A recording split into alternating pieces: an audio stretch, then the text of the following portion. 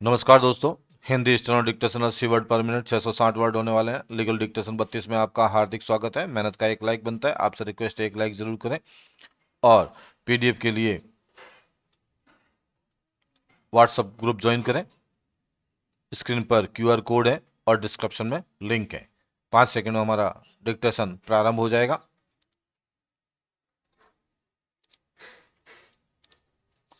Start.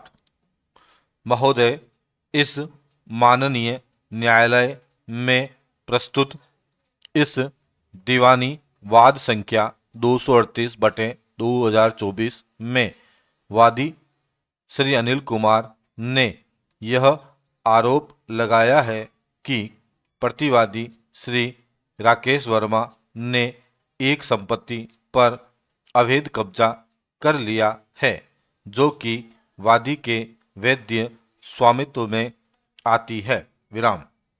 वादी का यह भी कहना है कि उसने प्रतिवादी को कई बार मौखिक एवं लिखित रूप से निवेदन किया कि वह संपत्ति को खाली कर दे, किंतु प्रतिवादी ने कोई सकारात्मक उत्तर नहीं दिया और न ही संपत्ति खाली करने की पहल की।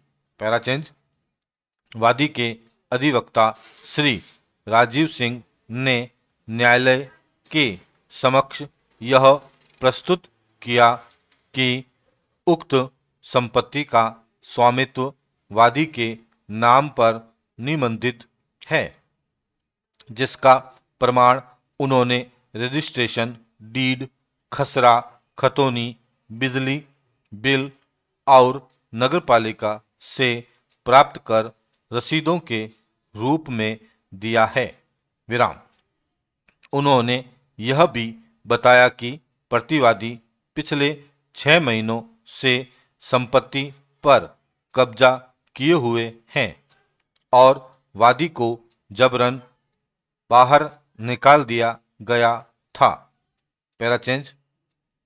प्रतिवादी के अधिवक्ता श्री दीपक जोशी ने इस दावे का खंडन करते हुए कहा कि प्रतिवादी उक्त संपत्ति पर पिछले 10 वर्षों से शांतिपूर्वक, अविरत एवं बिना किसी विवाद के निवास कर रहा है। विराम। उन्होंने दावा किया कि प्रतिवादी का कब्जा आधिकारिक और वैध है और उन्होंने संपत्ति के रखरखाव, करों का भुगतान और मरम्मत आदि का सारा व्यय स्वयं वहन किया है। विराम। इसके साथ ही उन्होंने यह भी दलील दी कि वादी का यह दावा विलंब से किया गया है और यह केवल मानसिक उत्पीड़न के उद्देश्य से किया गया है। Para change. माननीय न्यायाधीश महोदय ने दोनों पक्षों की दलीलों को गंभीरता से सुना और प्रारंभिक रूप से यह टिप्पणी की कि न्यायालय केवल ठोस एवं प्रामाणिक साक्ष्यों के आधार पर ही कोई निर्णय पारित करेगा। विराम। उन्होंने यह भी कहा कि न्यायालय की प्रक्रिया निष्पक्ष, पारदर्शी और न्यायपूर्ण होनी चाहिए ताकि कोई भी पक्ष न्याय से वंचित न रह जाए। Para change. अदालत ने निर्देश दिया कि दोनों पक्ष अपने अपने दस्तावेज एवं गवाहों की सूची अगली सुनवाई से पूर्व प्रस्तुत करें। विराम। साथ ही यह भी कहा गया कि यदि किसी पक्ष द्वारा कोई जाली दस्तावेज या झूठा साक्ष्य प्रस्तुत किया जाता है तो उसके विरुद्ध भारतीय दंड संहिता की धारा 193 एवं 196 के अंतर्गत कार्रवाई की जा सकती है। Para change. वादी पक्ष की ओर से पहला गवाह श्रीमती सुनीता देवी को प्रस्तुत किया गया, जो कि वादी की पड़ोसी हैं। विराम।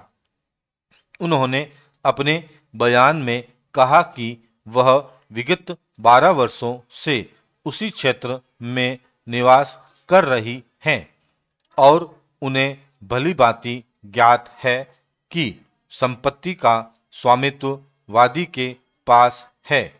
विराम। उन्होंने यह भी बताया कि प्रतिवादी ने हाल ही में संपत्ति पर कब्जा किया है और कब्जे के समय बहस व विवाद भी हुआ था। Para change. प्रतिवादी पक्ष ने जिरह के दौरान यह साबित करने का प्रयास किया कि गवाह पक्षपाती है और वादी की रिश्तेदार भी हो सकती है। उन्होंने यह प्रश्न भी उठाया कि यदि वादी वास्तव में स्वामी था तो उसने पहले इतने वर्षों तक कोई आपत्ति क्यों नहीं जताई। Para change. गवाह ने उत्तर दिया कि वादी नगर से बाहर नौकरी के सिलसिले में गया था और इस दौरान प्रतिवादी ने मौका देखकर कब्जा कर लिया। विराम। उन्होंने बताया कि वादी की अनुपस्थिति में ही यह सब हुआ और इसकी जानकारी स्थानीय पुलिस थाने में भी दी गई थी, परंतु कोई उचित कार्यवाही नहीं की गई। Para change. न्यायालय ने गवाह के बयान को रिकॉर्ड में लिया और आदेश दिया कि अगले सत्र में प्रतिवादी पक्ष के गवाह को प्रस्तुत किया जाए। विराम।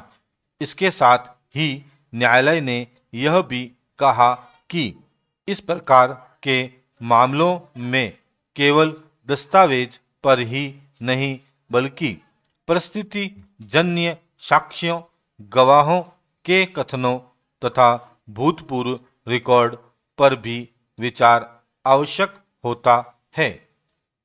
Para change.